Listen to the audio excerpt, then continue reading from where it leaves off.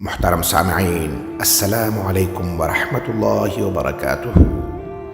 لاکھوں درود اس پاک نبی پر جن کے صدقے ہم ان کی امت میں شامل ہیں۔ محترم سامعین، آج کی اس ویڈیو میں آپ سے چند سوالات پوچھے جانے ہیں، ذرا توجہ دیجیے۔ کیا آپ اپنے سوشل میڈیا پر فحش مواد و لطائف وغیرہ شیئر کرتے ہیں؟ کیا آپ جب کبھی کوئی فلم دیکھنے جاتے ہیں تو سوشل میڈیا پر تصاویر وغیرہ کے ذریعے تمام لوگوں کو بتاتے ہیں کہ آج آپ نے معصیت الہی کا کام کیا ہے؟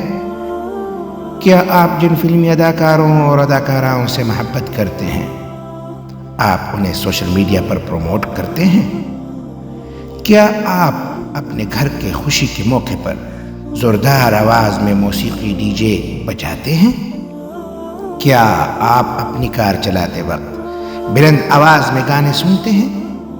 تو ذرا رکیے اور اس حدیث پر غور کیجیے۔ نبی کریم صلی اللہ علیہ وسلم نے ارشاد فرمایا، میری تمام امت کو معاف کیا جائے گا سوا گناہوں کو کھلم کھلا کرنے والوں کے۔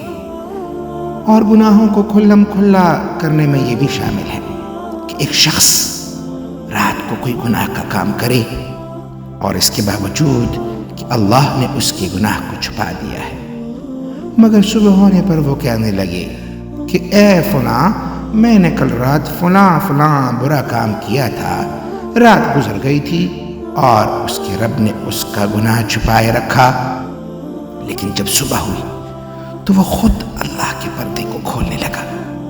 یہ حدیث بخاری شریف کی 6069 نمبر پر موجود ہے۔ میرے بھائی، ڈرو اس اللہ سے، اس کی پکڑ بڑی شدید ہے۔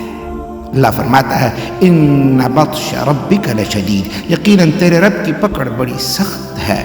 ڈرو اس رب سے جو سمیع، سب کچھ سننے والا، اور بصیر، سب کچھ دیکھنے والا ہے۔